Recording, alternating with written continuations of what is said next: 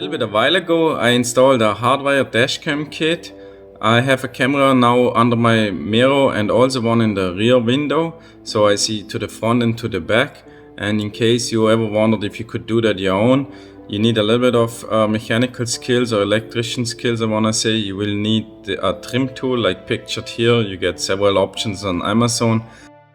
I ordered this Viovo dual dashcam kit and came with the rear and the front camera, and I bought a hard wiring kit which included fuses and adapters and also like clips to put it on the ceiling, and I needed a memory card which is, in my case, was a 65 gigabyte. That's totally up to you.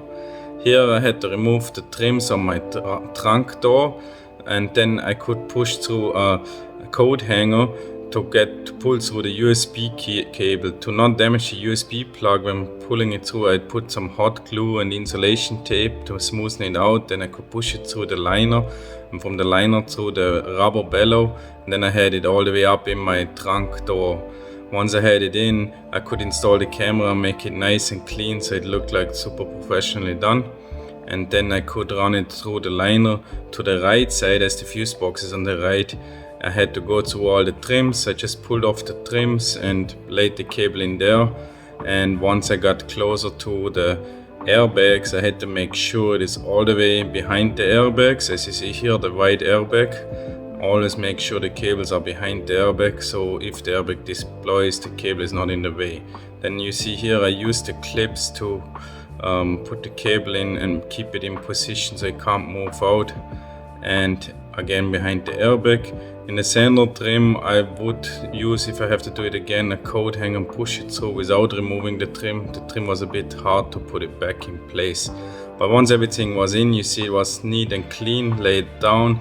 Nothing can be seen. I had to go through the side trim here, the white one, and then I could go behind the front window through the mirror and lay it in here and tie it in so it looks really nice and neat with some zip ties. And as the camera was installed, it looked really great. And then I had to lay it down here behind the trim. I had some spare cable which I just let in there, and then I had to open the side panel. Once you open the side panel here, you can get to the fuses. To get to the fuses, open the top cover first so you don't damage the front cover. Here is some rivets which can be opened and closed.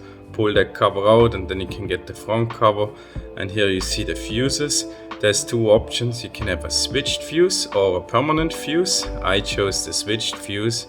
And then you need to find a ground. A ground is again on that side cover next to the door which I showed you. There's a hole, you can put a screw and nut in it and use it as a ground.